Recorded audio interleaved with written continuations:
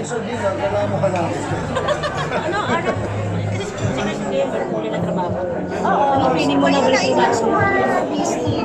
Are you happy for her? Okay na siya. Kayo, ulihin niyo na naman ako. Ay, yung ako na lang yung ano, parang santa ang dating sa'yo niya, ni Deborah. Parang ikaw ang tagapagligtas niya.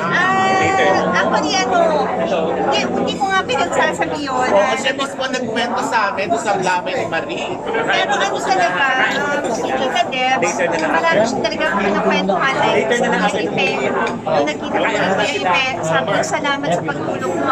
Hindi ko naman sinasabi. So, siguro ganun lang na napaproud lang siya. Talagang, Nagulat pa kami eh. Kasi raw sabi niya, ikaw mismo ang tumawag sa kanya, hindi naman daw kayo magkaibigan. Okay yung naman ito. kasi ano siya, parang pumunta sa taping yata, parang niliyaan yata. Tapos hindi ako nabulan. Okay. And then I heard what happened to her. Kinamusta ko siya. Pero makatrabaho. Mawawalan na nga siya ng matitiran. Tapos sabi ko, meron akong extra na condo na plano kong ibenta yun. Pinaalis ko yung nagre-rent doon kasi I'm planning to sell it para gawin na lang siyang cash at gawin ko ng business. Tapos siguro, kaya ako pinalis, siguro it's meant for her na doon siya tumira. Kasi pinaalis ko yung matagal na nagre-renta doon. Mga hanggang kailan daw? Sa akin naman, wala naman yun. 3 years na raw ng March 26 or 28, sabi niya. Hindi ko nga alam 3 years na.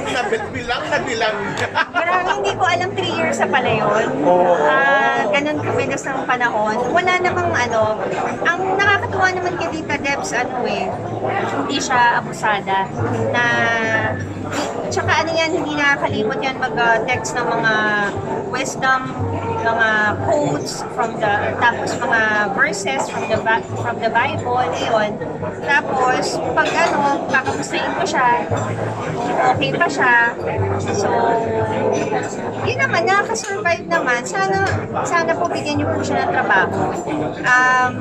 Lagi ko rin siyang,